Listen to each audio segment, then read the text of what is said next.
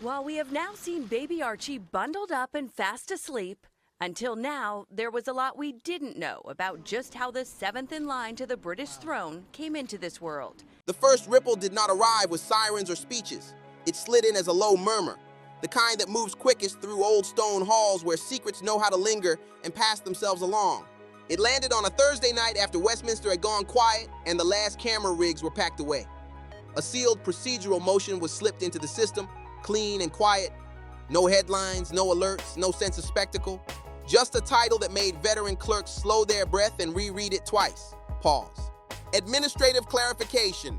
That label has shown up before, usually when something delicate needs handling off stage, away from daylight and noise.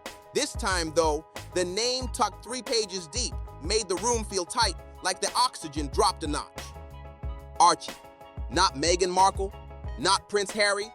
Archie Harrison, Mountbatten-Windsor. According to fictional parliamentary insiders, the motion kicked off a verification inquiry. Not a criminal probe, not an allegation, a review. The kind that makes people uneasy because reviews do not start with answers. They start with questions. And once those questions hit the official record, they do not just fade because someone wants them gone. The timing was sharp. Just hours earlier, in a softly lit room at a London literary event, Tom Bower sat back in his chair, fingers locked, eyes steady. He did not raise his voice. He did not crowd the mic.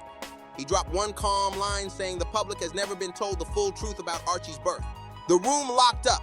People waited for a twist, a wink, something to soften it. Nothing came. Instead, Bower followed with one more line, quieter than the first, saying, "I'm prepared to defend that statement."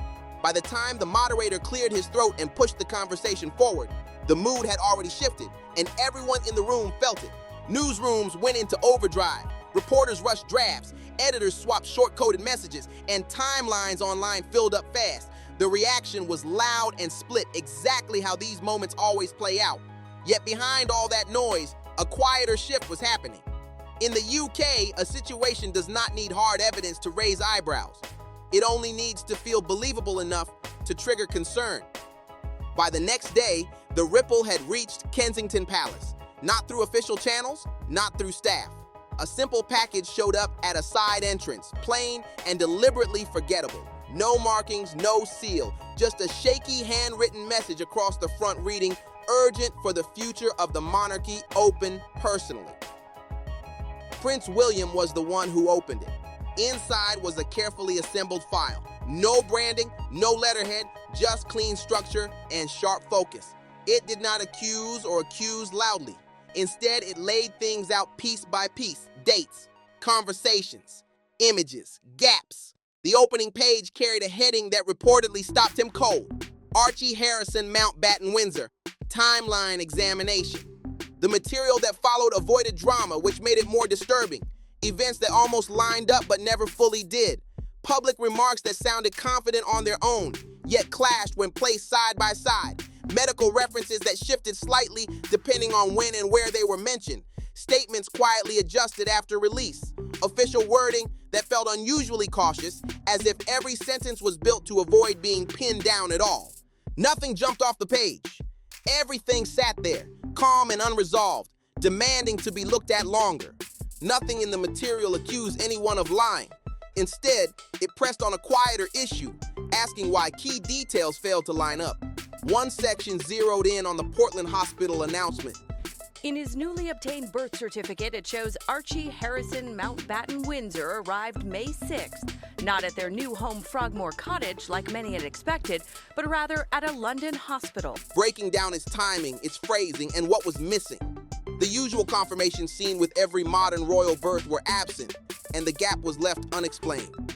Another section reviewed images from the pregnancy period, not framed as evidence, not framed as proof, but as visual inconsistencies that had raised internal eyebrows years earlier. According to fictional accounts, those questions were flagged, set aside, and never fully answered, left hanging in the background. Then came the page that reportedly stopped Prince William cold. A witness statement, anonymous, carefully protected, yet sharply specific in one unsettling way. It described a small physical detail about Archie, distinctive and never shared publicly. No official mention, no released images, known only to a very limited circle who had seen the child in person. William had noticed it once briefly, years earlier, and never spoken of it again. Seeing it described so precisely by a stranger changed the tone of everything. That was when a sealed internal verification was quietly ordered. No announcements, no leaks, just instructions to confirm, compare, and recheck. In this world, questions do not need volume to carry risks, they only need to exist. Across the Atlantic, the shift was felt before it was explained. Meghan Markle sensed it in the air. Then the headlines landed hard. Bower challenges royal birth narrative. Sources confirm internal review questions. The coverage kept stacking up. Her phone rarely left her hand. Lawyers, advisors, crisis managers, all talking at once, all urging calm, all circling the same silent concern about how much information was actually out there. She reportedly pushed for an immediate legal strategy. Letters were drafted. Defamation warnings lined up. Lines were drawn. But when Tom Bower's response arrived, it cut through the noise with its restraint, offering no spectacle, only confidence. Around the same time, a new rumor began to move. Unlike earlier chatter, this one did not burn out quickly. It lingered, it spread, and people started asking quietly whether the long-standing suspicions might carry more weight than anyone had expected. The moment the phrase "proceed as you wish" surfaced, fear replaced anger. Discovery changes everything, because once discovery starts, control over the storyline slips fast. What made it heavier, what pushed tension into something darker, was Harry's silence. No statement, no calming signal, no quiet briefing fed to friendly outlets. For 2 full days, he was gone from the public conversation. Analysts noticed, so did regular people watching from the outside. In London, that kind of absence reads loud. A father staying quiet in a moment like this raises its own questions. Behind the scenes, the political machinery moved quicker than headlines suggested. The inquiry was not framed as scandal or spectacle. It was framed as structure, lineage, process, records. No claims were made, but formal questions were entered, and once those questions exist on paper, they do not vanish. Back in California, the pressure started to fracture the surface. According to fictionalized accounts, during a tense exchange carried through intermediaries, Meghan reportedly let a phrase slip. Not a confession, not an admission, just an unfinished thought. The woman who gave birth. The sentence stopped there. It did not need to go further. In situations like this, what matters is not what is explained, but what escapes without planning. From that moment, the tone shifted. This was no longer about chatter or image management, it was about documentation. Verification became the core issue. What happens when a tightly curated narrative runs into institutions that operate on files, signatures, and archive proof rather than belief? Somewhere between Westminster's quiet back rooms and a Montecito estate built on polish and control, a question began to form that outrage could not erase. Not who Archie was, but how complete the story had ever been. Once that question exists, it does not fade softly. The next phase did not arrive with banners or breaking alerts. It arrived as paperwork. Inside Westminster, a small cross-party group came together under a title so dry it almost disappeared on the page: Constitutional Records and Verification Subgroup. No announcement marked the moment, no press note, no quiet tip to reporters. From the outside, everything looked unchanged. Inside Parliament, though, the mood had clearly shifted. This was no longer about individuals or public drama. It was about precedent. The one thing institutions treat with extreme caution, even more than controversy. On paper, the committee's task sounded harmless. Review documentation standards connected to royal births where they intersect with succession law. That was the full scope. No names listed, no allegations written down, no direct targets. Yet everyone involved understood what sat beneath the wording. If even part of the questions tied to Archie's birth records remained unresolved, the impact would stretch far beyond a single household. Succession does not rely on emotion. It relies on certainty. Quiet requests began circulating. Hospital verification processes, standard medical attestations, witness procedures, historical benchmarks. Every modern royal birth was examined under the same lens. One stood apart almost immediately, not because it had been disproven, but because it was harder to see through. Archie's case lacked the same level of clarity. Other births came with clean lines, doctors identified, timelines locked in, statements issued quickly, sometimes within hours, even when privacy was stressed. Records always existed. That consistency had never been broken. Here, the record felt thinner.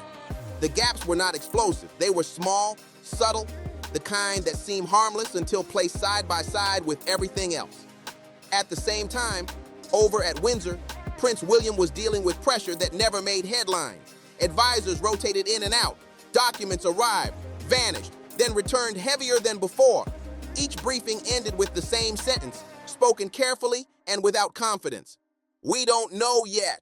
For a future king, that kind of uncertainty eats away fast. The monarchy holds together by presenting continuity as established fact, not something people are asked to believe in. The moment continuity turns into a question of trust, the structure starts to strain. Harry's return to Britain happened quietly. No notice, no lenses waiting, just a private jet landing beneath a flat gray sky. He stepped onto the runway already aware this had moved past image management. This was about consequences. Windsor Castle stood unchanged, heavy with history and indifferent to personal fallout. Inside, away from ceremony and staff, William waited alone. No advisors, no buffers, just the two of them. William did not rise when Harry walked in. He did not have to. The weight of his position was already clear. The silence stretched until it became uncomfortable. Then William spoke, direct and stripped of cushioning. Did she give birth to Archie? Harry started to answer, stopped, then tried again. His jaw tightened, as if the effort itself carried a cost. I don't know, he said at last. Not for certain. The words stayed suspended between them. William pushed a folder across the table. Inside were duplicated records. Timelines matched against Harry's own travel movements. A preliminary opinion from constitutional specialists. The language was restrained, but the meaning was sharp. If the circumstances surrounding Archie's birth had been materially misrepresented, Parliament could question his position in the line of succession. The certificate shows the mother as Rachel Meghan, Her Royal Highness the Duchess of Sussex, and shows her job as Princess of the United Kingdom. This is bigger than Meghan, William said quietly. Bigger than you. If a finding of deception emerged, scrutiny would not stop with titles. It would reach back into the palace itself. Harry lowered his head, pressing his hands to his face. When he spoke, his voice was reduced to a murmur. She said it was the only way. She said they would never accept us otherwise. William leaned back in his chair, strain flashing across his expression before he masked it. Across the ocean, the change reached Meghan without a single headline. It came through gaps, calls that never came back, friends who suddenly needed distance, invitations that stalled without explanation. Even voices that once defended her began choosing their words more carefully, backing away from certainty. Her legal team stopped softening the message. If Parliament pushed further, discovery would be ruthless. Medical documentation, witness accounts, message records, everything that careful narrative control relies on would be pulled into open view. They won't dare, she said, but the assurance sounded thin, even to herself, because this was no longer a public relations fight. It was institutional momentum, and that kind of force does not slow down for optics. Tom Bower watched the escalation with steady detachment. He still held back his final material. He did not need to release it. The pressure alone was doing the work. When asked whether legal action concerned him, he answered calmly, saying, "Truth doesn't fear process. Illusion does." Behind closed doors, the committee accelerated. A confidential briefing was assembled. No verdicts, no dramatic claims, just findings. Findings are harder to dismiss because they do not argue, they document. The language was restrained but firm. Inconsistencies require clarification. Documentation standards appear unmet. Further verification advised. That was enough. Back in California, Harry returned changed, quieter, focused. That night, after the children were asleep, he finally spoke. "I'm done lying." Meghan's expression tightened instantly. "You're choosing them over us." His reply was steady. "I'm choosing the truth for Archie, for Lily, for myself." The sound that followed was raw and unfiltered, the noise of a carefully held story breaking under its own weight. Weeks later, Buckingham Palace released a statement so carefully worded, it felt almost distant. Certain inconsistencies surrounding the circumstances of Archie's birth were under review. No blame, no accusations, just acknowledgement. The public filled in the rest.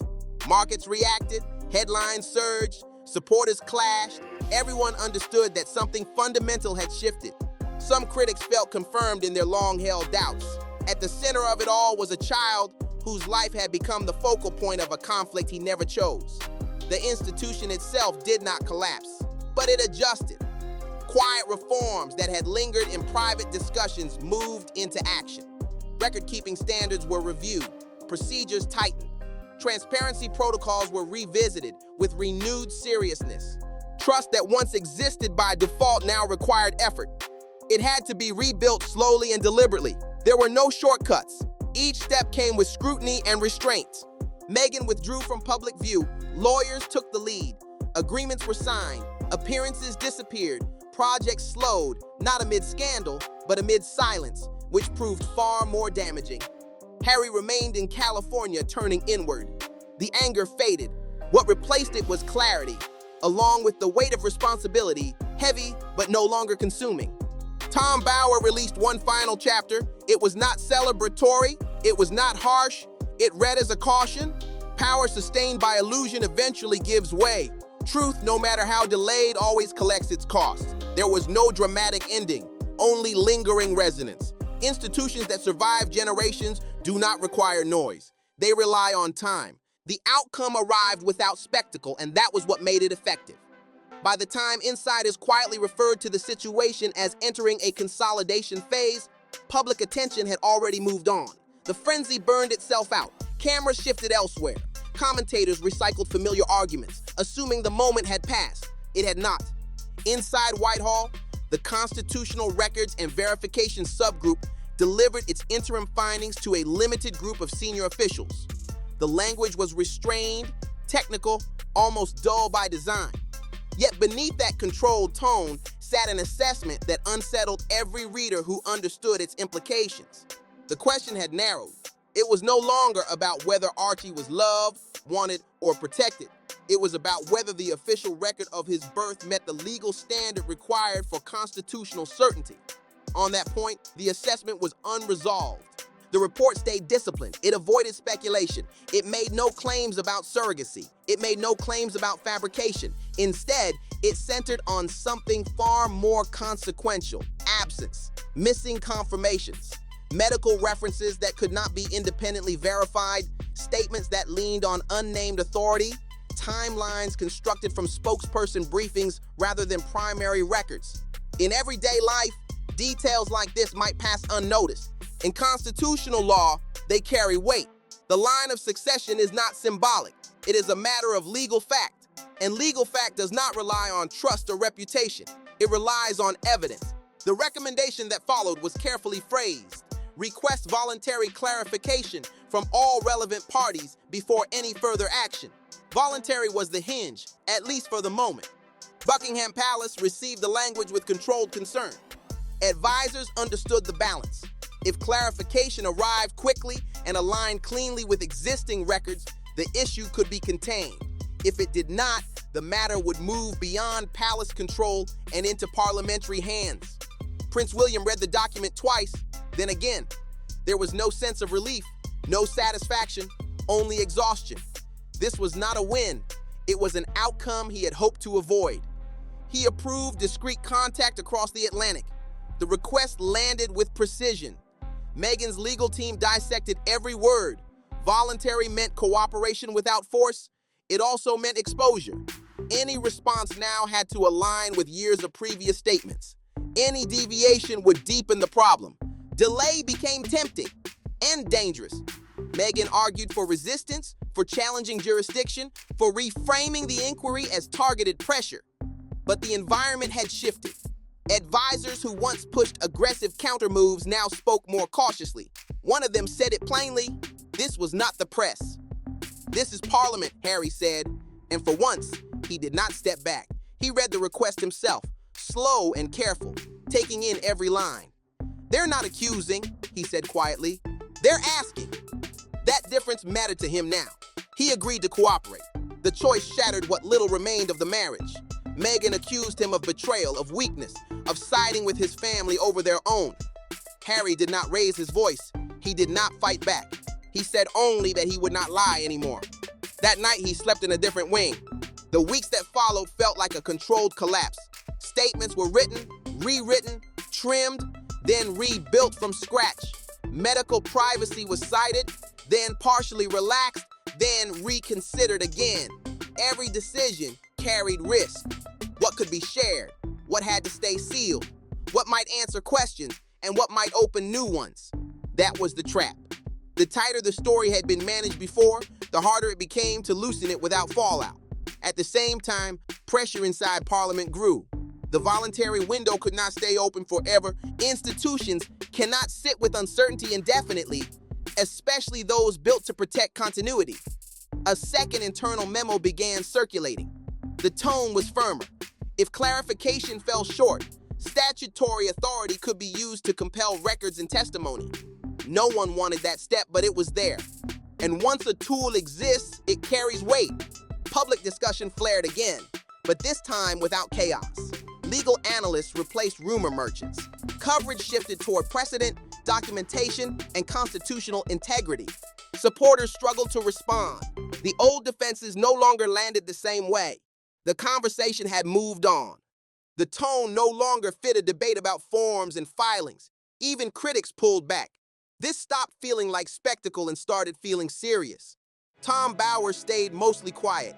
When pushed to comment, he shut down speculation, saying this was no longer about his claims. It was about records. Behind closed doors, the clarification process revealed an uncomfortable pattern. Over time, too many assumptions had slipped through. Too many exceptions were made in the name of progress, sensitivity, and avoiding confrontation. No single choice caused a crisis. It was the buildup that mattered. At Windsor, William gathered a small group, not to manage optics, not to plan messaging, but to brace for outcomes. Every path was laid out: full resolution, partial answers, escalation, even public hearings. None of them felt good. At one point, William said this was not about punishment, it was about survival. If the public believed the monarchy could not confirm its own succession, legitimacy would erode. No one disagreed. In California, Meghan's world kept shrinking. Calls went unanswered. Meetings stalled. Projects faded without formal cancellation. Hollywood read the room fast. Uncertainty makes people nervous, and nervous people do not invest. She considered speaking out again, telling her story once more, positioning herself as under attack.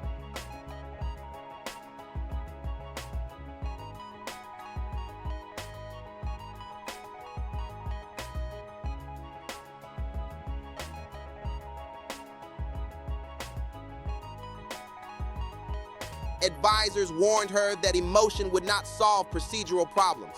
Feelings could not replace files. For the first time, she was facing a fight where presence and persuasion carried little weight. Harry moved in the opposite direction.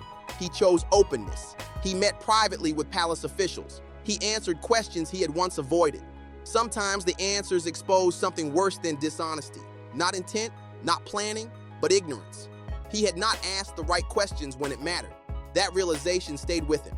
As the third month ended, Parliament released a brief update.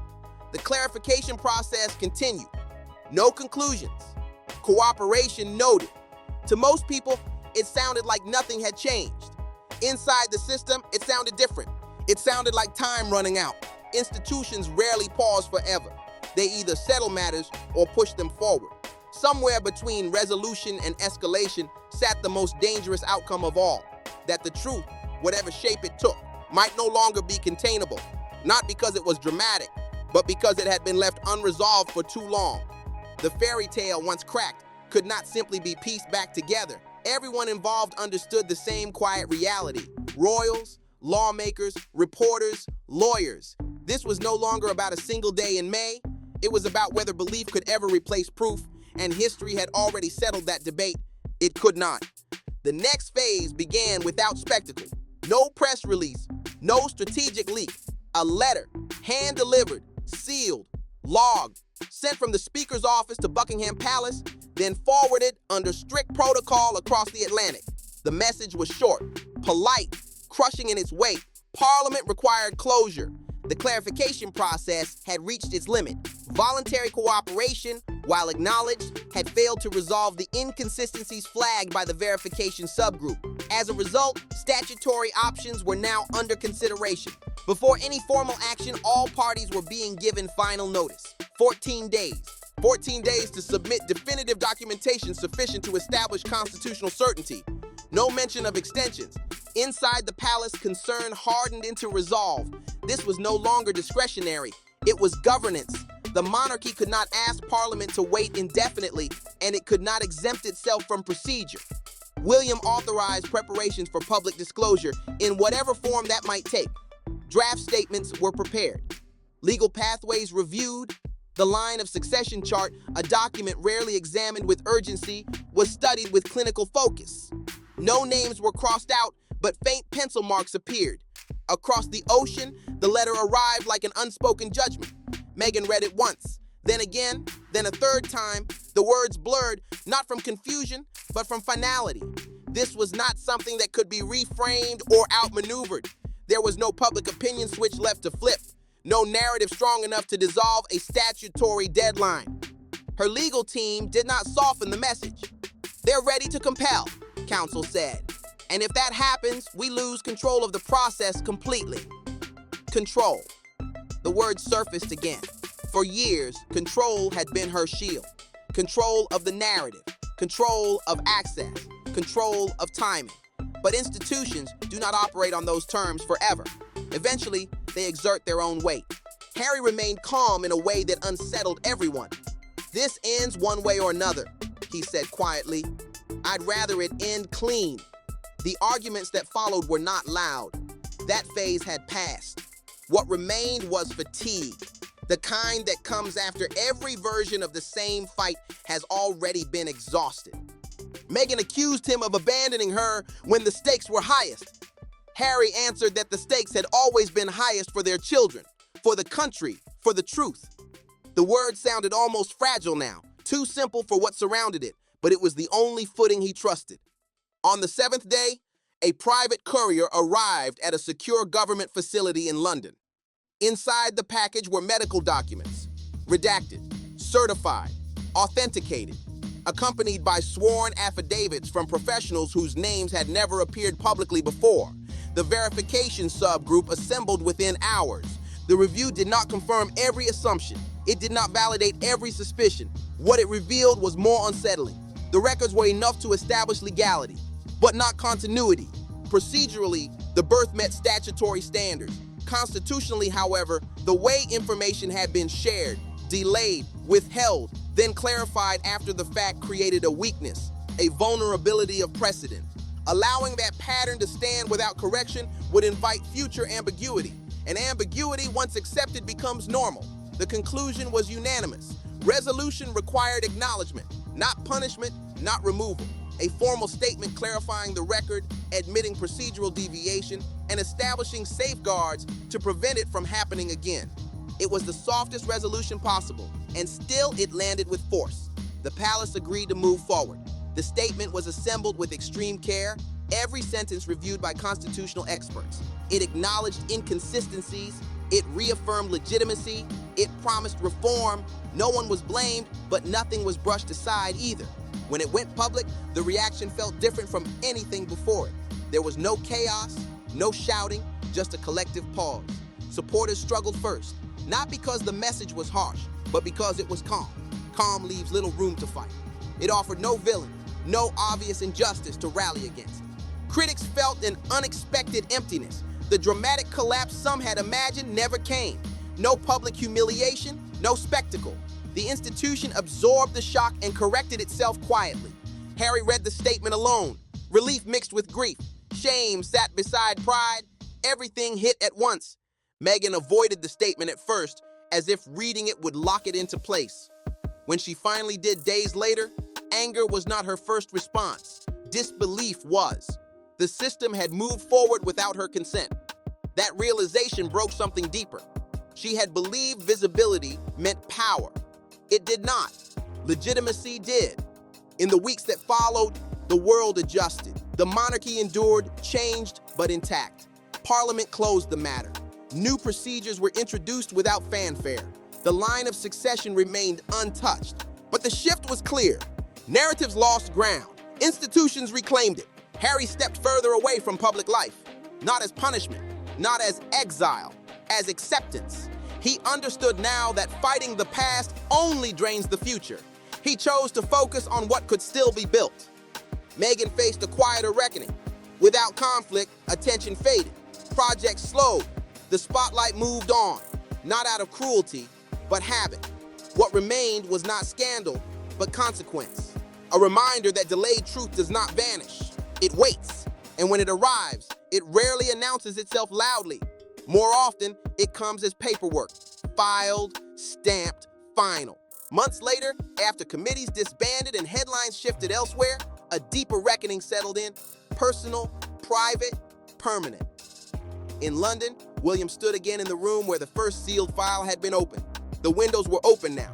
Fresh air moved through. Crisis binders were gone, replaced by schedules and budgets. Continuity resumed. The Crown had done what it always does when pressed by time. It adapted, quietly, firmly. There would be no chapter titled Collapse. History would note adjustment. A moment when narrative met its limits and process took back control. Across the ocean, Harry watched his children play in the sun. Their laughter carried no weight from institutions or questions. He felt something ease, not because everything was perfect, but because the lie had stopped expanding. That, he understood, mattered most. Truth did not repair everything, but it stopped the damage from spreading. That night, he wrote a letter. Not to the palace, not to Parliament, to himself.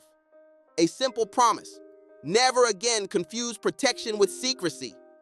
Meghan's world narrowed in subtler ways. Invitations slowed. Urgency faded into polite distance. There were no confrontations left to stage. No institutions willing to play a role. What remained was choice. Quieter than outrage. Lonelier than resistance. Some days she met it with resolve. Some with bitterness. Some with silence. The cameras moved on. Attention always does. This story ended not with exposure, but with closure. Tom Bower declined interviews. When pressed, he offered a single line, more warning than victory. Systems do not fear noise. They fear inaccuracies. Years later, analysts would point to this moment as a hinge, not because it shattered anything, but because it proved something enduring. Even in an age driven by spectacle, documentation still carried weight. Belief could move fast. Verification moved further. And somewhere beyond statements and seals, a child grew up without a question hanging over his name. No crowns fell, no walls burned. A truth, delayed but intact, took its place quietly, firmly, without asking permission. In the end, nothing exploded. No single moment rewrote history.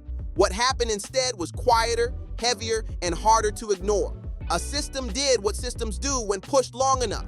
It slowed everything down, checked the paperwork, and chose process over noise. That is the part people miss. Truth does not always arrive screaming. Sometimes it shows up stamped, signed, and impossible to spin. By the time the dust settled, there was no villain left to chase and no fairy tale left to repair. Only a record that finally matched reality. Power did not vanish. It shifted. Narratives lost their grip. Institutions reclaimed theirs. And a story once driven by emotion learned the limit of belief without proof. That lesson lingered long after the cameras moved on. For some, the ending felt unsatisfying. No dramatic fall, no cinematic justice. But that is how real power works.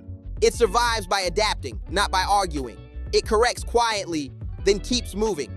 And that is why this story matters. Not because of titles or headlines, but because it shows what happens when image collides with documentation, when control runs into accountability, when a carefully managed story meets a system built to outlast it. If you want more deep dives like this, the kind that cut through noise and follow the paper trail all the way to the end, that is exactly what we do at BarzBuzz.